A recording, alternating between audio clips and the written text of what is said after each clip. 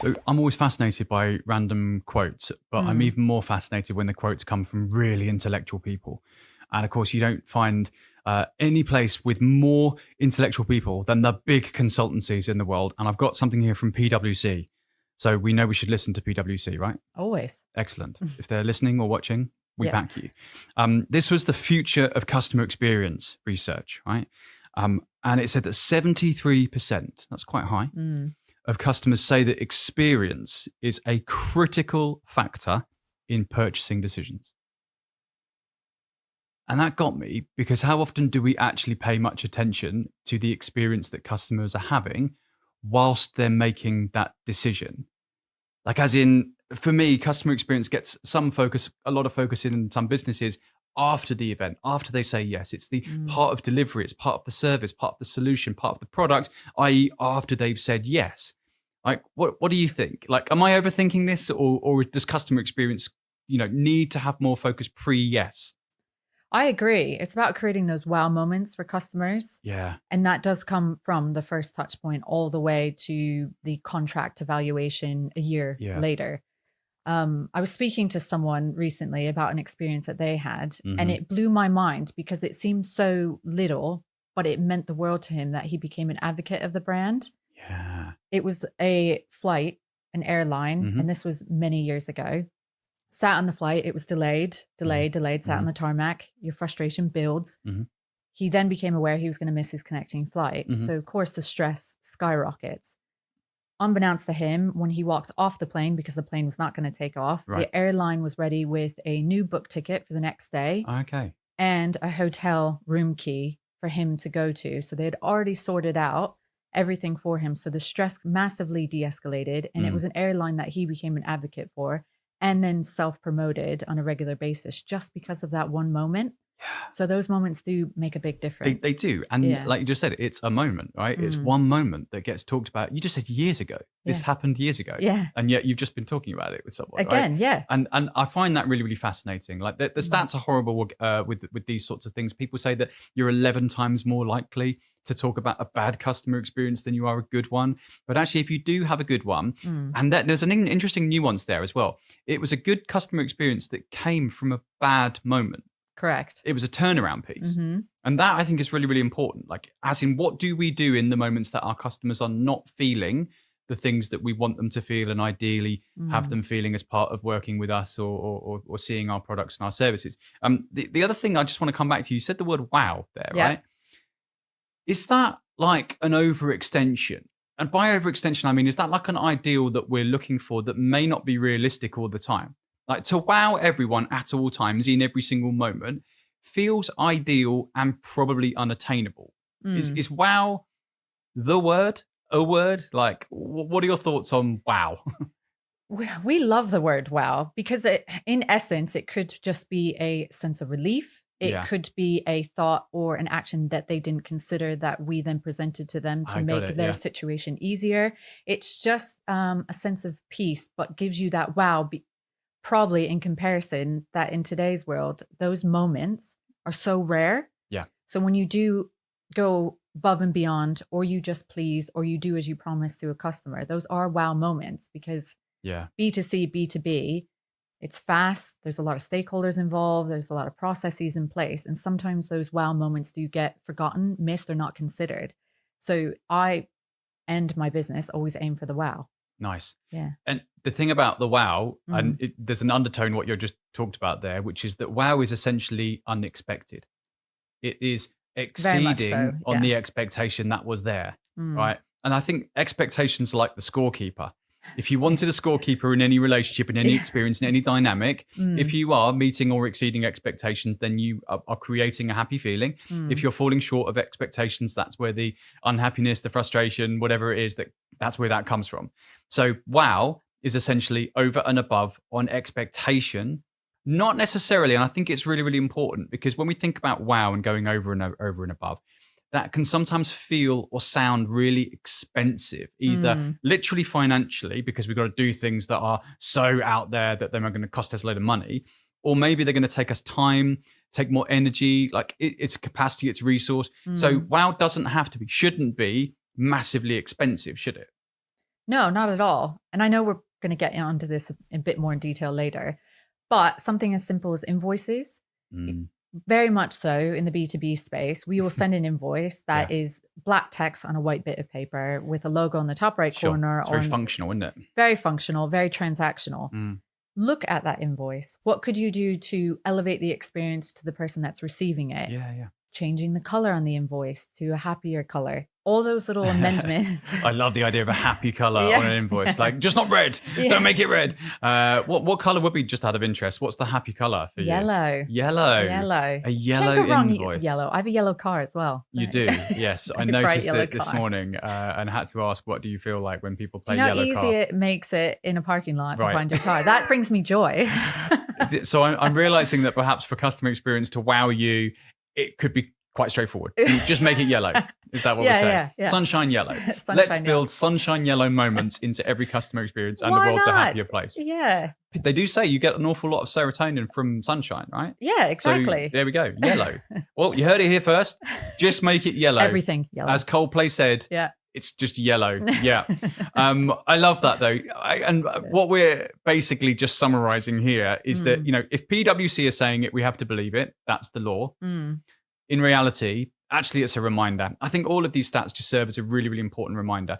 Customer experience is part of your customer journey. It's part of your dynamic, part of your relationship, whether you like it or not, because it's a fact, it happens. Like how they experience you is just that, how they experience you.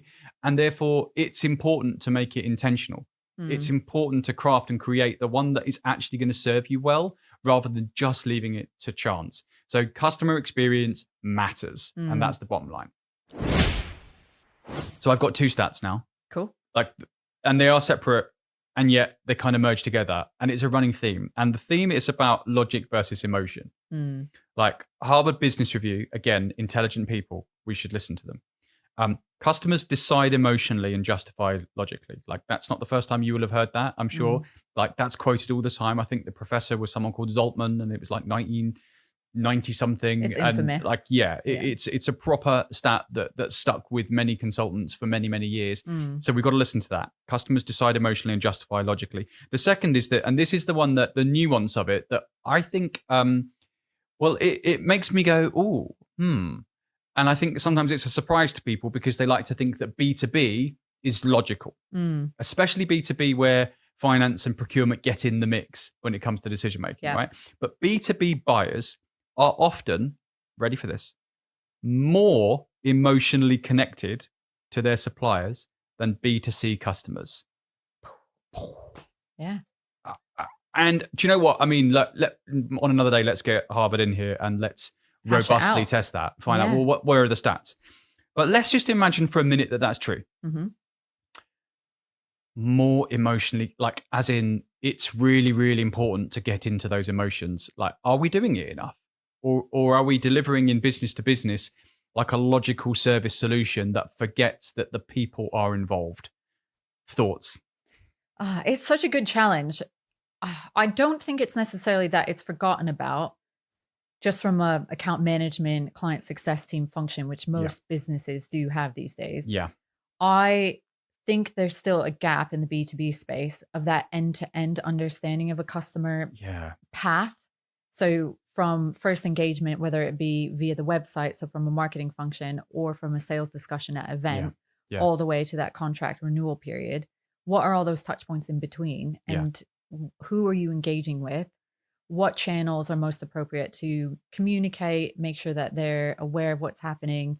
And then what content, assets, engagement need to be filtered through that as well. So there is a consistency piece. Alex, you've done that brilliant thing and fallen into the marketing world. I did. Because that's your thing, right? Yeah. And I think that's really, really important because you can add so much value in that engagement piece. Like, what is it that we are doing? Not when we're marketing new. Like, it's not about net new logos. This is about once they're in the ecosystem, how are you engaging with them? Can I come back to the touch points thing for a minute? So in those touch points, because there are lots of them, if you were to put an emoji on each of those touch points, what emojis are in your toolkit? Like, what are the emojis that you want to create in those touch points? I'm laughing because I don't know what to call emojis. So I thought I'm going to have to like mimic with my face. You do that. I think that would be useful. I do think it's the bell curve methodology, right? Is that an emoji? A bell curve? Okay. But usually a customer cycle with a business, especially in the B2B space, is a bit of a bell curve. So the first touch point, lovely, happy. You get to speak to someone in some shape or form, or you get to know a business. So it seems all new and nuanced and you're loving it, right? Yeah. As the relationship develops, it hits a bit of a plateau because there's already an expectation. I know what you do. Great. Yeah. You're fulfilling that. Great. Yeah. But becomes a neutral feeling. So maybe a right. the midline face emoji starts to appear. Rewind, because it's some gold in there. Let's come back to the neutrality in a minute, because that isn't, so neutrality is not what you want to create for your customers. It's what they're accidentally falling into. Yeah. So if we go back into craft and create mode, like it's us as the partner, us as the supplier, the vendor, we need to be intentional. We don't want to create neutrality. Correct. So let's just park that for a minute and come back to it. Yep. Step back in time though. The first feelings that I think, most businesses will focus on, because they do it in their marketing and in their sales, and that's how you get it over the line. They're positive emotions. Very much I want so. people to feel happy, delighted, like inspired. Wow, inspired. Yeah. I'm going to ask the marketer in you for a moment. Are there any negative emotions that you would intentionally craft and create in those moments before the yes? Oh, good question. I think what you could label FOMO. Right. Fear of missing out. Yeah. The consequence if you do not progress with us, what the knock-on effect is you. So a bit of fear, unfortunately. So fear and anxiety. Yeah. And here's the thing, like you say, unfortunately, because like I'm an idealist, you know this. In an ideal world, every happy feeling, every feeling would be happy, every emotion would be positive. Like we don't want to create experience of negativity. And also in a kind of ethical world of marketing, we also don't really want to be creating like negative feeling against like competitors, particularly.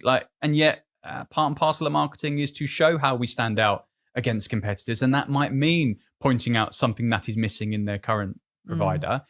So we can't like shy away from the fact that that does exist. We've just got to be mindful of doing it in the right way.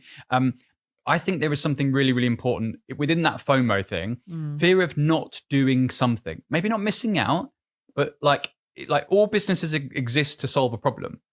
So what about the fear of not solving the problem? Because I could just not bother, like whatever the solution might be, like I could just not bother fixing it. Yeah. Stay static in the supplier that you're currently using. Yeah. So FODS. Yeah. Fear of known. FONDS. Fear of not doing something. Yeah. I like that. Fonz. The Fonz. Yeah. Like in Happy Days.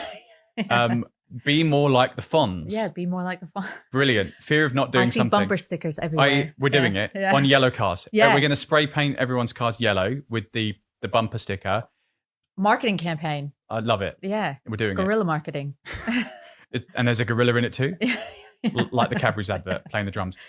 We've gone off on a spiral. Always. Well, we'll come back to the point of that fear of not doing something. Yep. So is it that sometimes we want to be intentional of creating a bit of anxiety, a feeling of maybe frustration that we are stuck? And the thing is, if you're gonna intentionally do something, have a touch point, have a moment that creates that feeling, we need to be ready with the next feeling that solves it.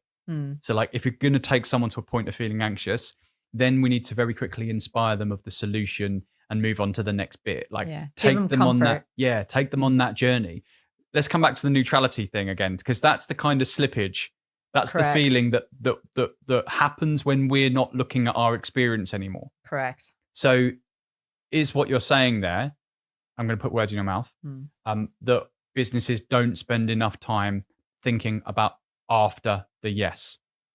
I agree. Yeah. I think there's multiple touch points from even receiving the first contract all the way to the amendments as negotiation happens.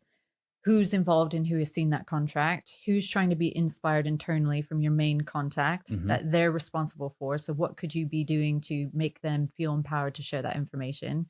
All the way to build or the start of the service or solution that you're providing, instead of just flicking a switch and going live. What's that experience to keep that passion and excitement from, I guess, the first touch point to go live? So the single big question that we should be asking at every moment, whether we are pre-sale, even pre-sales process. Like we're just in the awareness stage of marketing. We are in, during sale. We're in during the pitch. We're in after the pitch. During is a good word. Like, So we could just literally go as simple as before, during, after. Yeah. Like if you split your customer experience, your whole journey, that by the way starts long before they even talk to us. We have to remember that. So if we split the whole thing into before, during, and after, and just ask ourselves within the granular touch points, the granular moments that sit within those three phases, what emotion do we want the customer to have? Got to know that. And then what do we need to do to craft and create it with them? If we just ask that question at every stage, then we avoid falling into the trap of neutrality. What is the oldest marketing technique in the world ever? People doing what? Communicating. Right. About what? The product, solution, item that they loved, liked, purchased. Word of mouth. Word of mouth. Like it's the oldest marketing technique there ever was, ever has been, and ever will be. Yep. Like people talking to people. Like if you think about that as a mechanic, you have a workforce of marketers ready at your disposal as long as they are telling the right story. Correct. Right? So there was some research done by Forrester. This was the CX index, right? B2B customers judge experience against the best experiences they have anywhere, not just in B2B. We have to remember that because actually as consumers, we probably as individuals buy more stuff on a B2C basis than we do in the workplace on behalf of our companies, right? Yeah. So every single day when we buy something, we're having a B2C experience, a customer experience that will then directly translate into what we might expect from B2B, even if that expectation is wildly unrealistic. It's perspective. Yeah. And it's like, how do I want to be treated as a customer? Because actually, and this is another interesting thing that I always have to remind myself of. Most people, and I say most because of course some business to business buyers are also the owners and they're spending their own money. Most people that are spending money in a B2B space are not spending their own personal money. They're not going to the ATM and taking their card out and taking money out of their own bank. They're not taking food off of their table. They are spending the company's money. And therefore, actually what is more valuable to them is their time, their energy, their emotion, and here's the really, really important bit, their reputation. Because if they spend money on behalf of the company and it turns out to be wrong, that's their reputation, right? Totally agree. So they're going to talk and they're going to talk to each other and word of mouth matters. 90%, I think actually it's 91% of business to business buying decisions are influenced by peer opinion of word of mouth. Yeah, huge. Huge. I'm not surprised though, for the reason that last point that you made about reputation. There's such a huge influence from trust. Yeah. And once a friend, colleague, company that you came from and you've worked with someone and then you are a supplier and then you go to a new business, you want to have that trust and comfort. So you're more likely to recommend the one that you know is going to do the best for you. And, the assumption there with word of mouth is someone's going out of their way to tell you what they think. Yeah. They might not go out of their way. They might just answer the question, what do you think? Yeah. Like it could be that simple. I'm thinking about buying this thing, or I've been tasked with doing this project and I've got to make a decision. Alex, what do you think? Yeah. Simple as that. And then you say, oh, I worked with the supplier, did exactly that. Let me connect you. Yeah. Or I wouldn't. I don't know. It doesn't feel right. I think it'd be a waste. Like whatever that comment, and it might be really flippant. It might be a throwaway comment. It's going to matter. Yeah. Right. Coming back to the stat, like 91% B2B buying decisions influenced by word of mouth. I'm gonna quote Jay Baer here. Right. One of my favorite books, Talk Triggers, definitely worth a read. Like he said that 1%, only 1% of B2B organizations are intentional about their word of mouth strategy. 1%. So like, what does that mean? Intentional about word of mouth strategy. Well, in the Jay Baer Talk Triggers world, that means doing something in your customer experience, a specific thing, like an operational choice in your customer experience that is designed, created, crafted in order to give people the stories to tell. Like do something that matters so much that they want to tell other people about it. I call those things remarkable moments, like truly worthy of remark. Wow moments. The wow moments. Although I would say I'm going to challenge that slightly because wow moments sit in and amongst the experience in totality. Remarkable moments and talk triggers are probably like once in the experience for everyone, like not necessarily on repeat, like at all times. Like we're going to do wow moments as well. I think if we separate the two, like surprise and delight and create that wow is like one part of the experience strategy. The remarkable moment is a separate intent. It's a separate thing. I'll quote Jay, because quote the experts on this, right? So some of the examples that he gives in the book, like ever stayed at a DoubleTree by Hilton Hotel? Yeah. Right. What do you think of? Delicious chocolate chip cookie that they give you. Delicious is a strong word. That's subjective, but yes, it's the. Who doesn't love a chocolate chip cookie? Oh, that's true. I mean, some might not. Like, it's 2026. Not everyone loves chocolate chip cookies. Fair. But yeah, the chocolate chip cookie, right? The chocolate chip cookie, they bake them behind reception in every single DoubleTree by Hilton Hotel. Why it's amazing. Right. And they place it in your hand because the brand message for DoubleTree by Hilton, obviously part of the Hilton group, the brand message is the warm welcome. They want you to feel the warmth of the chocolate chip cookie in your hand when you check in, because that's their advertising. That's the word of mouth marketing. Yeah. Right. Over 80% of people that talk about DoubleTree by Hilton online mention the cookie. Yeah, it's you reminded me, it's the phenomenon of Starbucks always writing the name wrong. Right. The amount of social media marketing that they got from that, because the name was just so far from what they said. And then they would tell their friends that my name is X, but they said this. And just because they were talking about Starbucks, it ended up boosting revenue. Yeah. So it's such a good My favorite one was Mark with a C. And they spelled it C-A-R-K. Yeah. Brilliant. Cock. Yeah. So, but it's those things though. Yeah. Like those are the intentional moments that are like designed, crafted, created, and then implemented to create the story that people will talk about. Yeah. Five Guys is another one. Like the chief exec of Five Guys, by the way, will say, if we're not putting so many fries in the bag that people complain they have to go through too many fries to find their burger, then there aren't enough fries. Like their intent is to massively overfill the bag with fries so that when you talk about Five Guys, you say they're really generous with their fries. Right?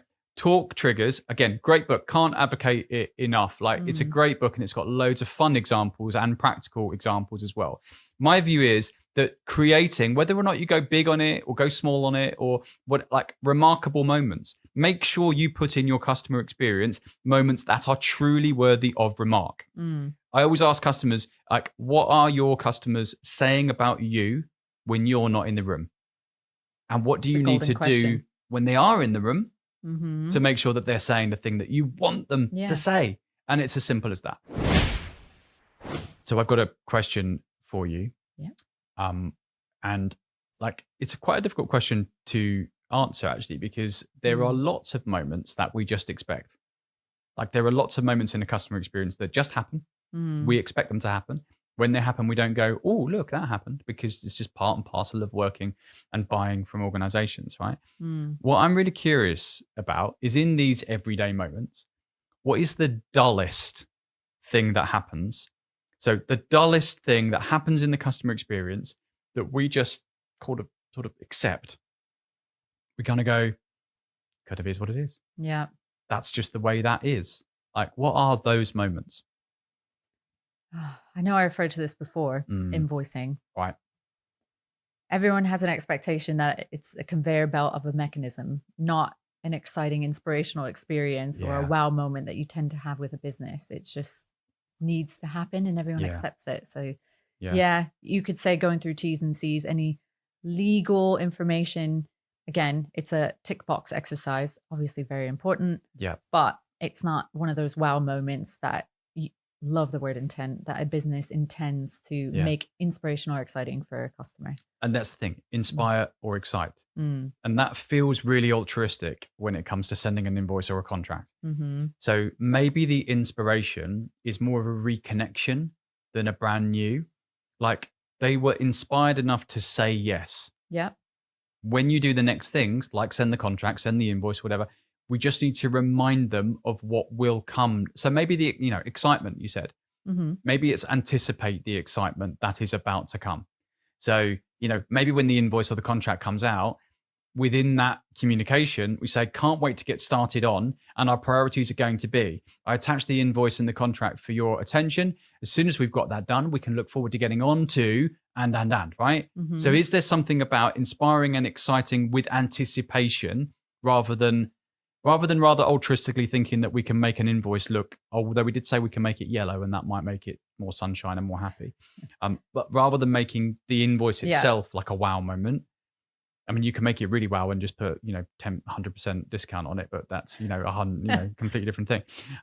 But yeah, anticipate and get excited about what might come next. Is that workable? No, definitely. I know we spoke about this earlier, subject lines in this type of communication can have more intent around it. It could have a bit more of a human tone, conversational. Yeah. You could have a play on words too, that it's not the most exciting thing in this email, but we are getting ready to get started. Trigger point 1, etc. So you can have more intent with the wraparound in this tick box moment. So you just hit one of my buttons there. I like subject lines. Yeah. So I'm not going to ask you to do this. If you fired up your calendar now, how many meetings you got in your calendar this week, do you think, roughly? 20. 20 plus meetings, right? Yeah. And that's probably being conservative. I'd imagine there's probably more. Yeah. And most of them say what in the subject line? Most of them say catch up. Yeah. Catch up. All right. Yeah. I've started spelling it like ketchup. Like ketchup. Like just write Heinz. Yeah. Yeah. What is it? 57. Yeah. Heinz 57. Yeah. That should be the new subject line. Especially for internal meetings. I'm like ketchup. So internal, yes, like we need to do some work there because we need people to be empowered and excited and enjoying their work. Externally, even more important when it comes to those subject lines, because you've got 20 plus meetings in your calendar. Some of those will be with external partners and suppliers, right? Mm-hmm. When you look at them, do the words catch up fill you with excitement and anticipation? No. What would? And this is where you can, and everyone's going to have different variants of what they like, what they don't like. This is where you could choose, if you wanted to get creative. Like, what is it in the subject line that is going to make that grab the attention and just make you know what it's going to be about, make you anticipate it in a positive way. Also, maybe it's something about prep. Maybe it could be quite practical. Like if there's an action required, maybe in the subject line, you need to state that there's something that needs to be done. In the actual body of the calendar invite, is there an agenda? Some people need that. Yeah. Like, not everyone's going to be the same. I know this, right? Some people need the agenda. If I'm going to attend that meeting, let me prepare for it. Let me know that it's going to be of value. Like, if time is the most valuable component that I've got to give, like that's my thing, right? It's not my money, it's the company's money. So my thing is the time. Show me that time in my diary that you've asked for and I have committed to, because maybe I thought like I should, that it's going to be of value. That has got to be a simple change. The subject line says a lot. It does. And it sets the tone for that touch point that you're about to have with a customer, supplier, a new colleague, whatever it might be. And that is a building block to a really good relationship. So take the time, address the important parts, excite in tone. Yeah. And I think there's an invitation to all businesses and all people in all businesses to take those everyday moments and just consider what would make it different. Yeah. Because it doesn't, I know we've said wow a lot, right? You're not necessarily going to wow every time. And if you do, you might lose a lot of energy trying to figure out how to wow with the subject line every day of the week. What can you do that's different to how everyone else is doing it? Because maybe that is the only thing that makes your meeting slightly better than your competition. And more memorable. And more memorable. Yeah, agreed. Alex, behaviours are an obsession for me. I know for you, and certainly at Incentive Smart, it's all about behavioural change. Like if you take away the bells and whistles of the platform, the bells and whistles of what it is that you do, essentially the reward of great relationships comes from changing behaviours within the customer base and also within your internal employees, right? So changing behaviors is the thing. Within customer experience, it's a change project. Whether you sell a widget or whether you sell a full service solution that's bespoke and agile, it's a change project. From the minute a customer says yes, you're starting to implement change. So behaviors within that change cycle are going to really, really heighten or reduce and become neutral. Like it's important. We are really, really good in business at incentivizing and rewarding people to do certain things, sometimes not always the right things. What, in your experience, I'm putting you on the spot a little, do you see organizations like reward and incentivize and target and measure that are the wrong behaviors, the ones that could actually hinder customer experience? Transactional moments. And that is done through looking for those quick, repetitive purchases through discounts. Right. You're only maintaining that relationship on a very vain experience. That is going to erode the relationship and longevity of what you could get out of that customer. Yeah. And I do think businesses reward or think they're giving a positive experience to customers by discounting, because at the receiving end, great, I'm saving some money, but that brand is not being memorable. That engagement is not being memorable. You're not developing a relationship. It's completely transactional. So can I add to that? So I think discounting, in my experience, is the tool that leads towards the thing that had the focus, which was closing it in the quickest possible time. So sales teams across the land are being tasked with closing. Yeah. By the way, bottom line is important. I get it. Yeah. And by the way, I love and hate. Like, I love to hate the word closing. Yeah. Closing, finished, done. Like, we're talking about customer experience. Like, before, during, after, as in like repeat, retain, go again, like grow. So we're not closing at all. Yeah. Really not closing. Doors should never be closed. Like, that's a continuation of a journey.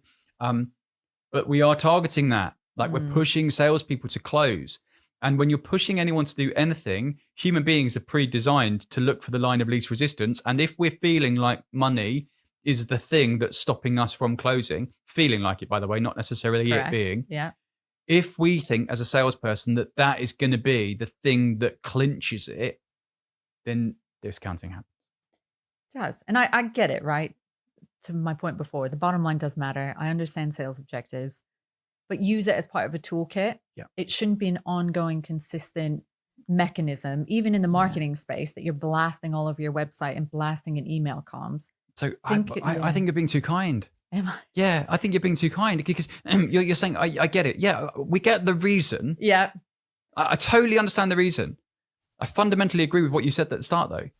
It's a poor behavior. Yeah. It's a poor behavior. It's just transactional. It's transactional. Like, discounting is often just smoke and mirrors marketing campaign. It is a deal. It's a sale. It's designed to, map your price against another higher price for literally the unconscious mindset to see it as a deal, a steal, a sale of the century. You subconsciously enter the pricing war against you and your competitors without any understanding or value back to the customer in understanding. Yeah. So where I think you're being too kind is to accept that reason. Yeah. Like, because we don't have to accept it. We can challenge it. It is a behavior that happens when we're pushing people to close things quicker, and we've given permission to discount in order to get that deal in and over the line quicker. Now, I know there's a lot of sales and commercial leaders that will be saying, we can't take that away. We can't take that away. All right, yet. Let's just put the word yet in. Correct, yeah. And the reason we can't yet is because maybe we don't have the alternative yet. We don't have the alternative to driving customers to that longer term relationship and loyalty. You hit the nail on the head, transactional. If it is transactional and the relationship is a transactional dynamic, it will lead to that negotiation and discounting approach, and it will and it will remain that until the behaviors change. Or someone does it better and they left you. Or someone else, they'll move on. So my genuine feeling is, if you think about the experience before, during, and after the sale, after the yes, what is it that we can be doing? What are the behaviors that don't just accelerate customer experience, but help us to avoid having to discount? You only discount something when the value perception is not enough. Like, if I'm asking for X and the customer thinks it's Y, the discounting happens to bridge the gap. Yeah. So why don't we bring the customer up to where we are in terms of value? That's a nice visual. Yeah. Right. Definitely. And that's done through experience. It's done through experience, and also done through good sales and marketing communication. It's bridging the gap. With intent. With intent. Yeah. Bridging the gap between perception and the value that you're commanding and therefore pricing at. And that, I think, is hugely important. And we do too much to reward the behaviors that are line of least resistance. And it's smoke and mirrors. Yeah. Like I said, someone will do it cheaper, better across the road, and you'll lose them. Yeah. So, Alex, customer experience matters. It does. Touch points matter. Moments matter. I think customer experience is a given. Like, it happens. I don't think anyone could argue that exists. It's not some ideological or altruistic thing. Like, customers will experience our brands before they start even approaching us, whilst they're deciding whether or not to buy from us, after they've decided to buy from us, and beyond and beyond and beyond, and long after, years and years gone, and people will still talk about the experiences they had, a long time ago. So customer experience happens. We can't ignore it. The only thing we can do is pay attention to it and think about, and with intent, what do we need to do? Yeah. What do we need to craft? What do we need to create? How do we create an experience that's packed with moments that matter?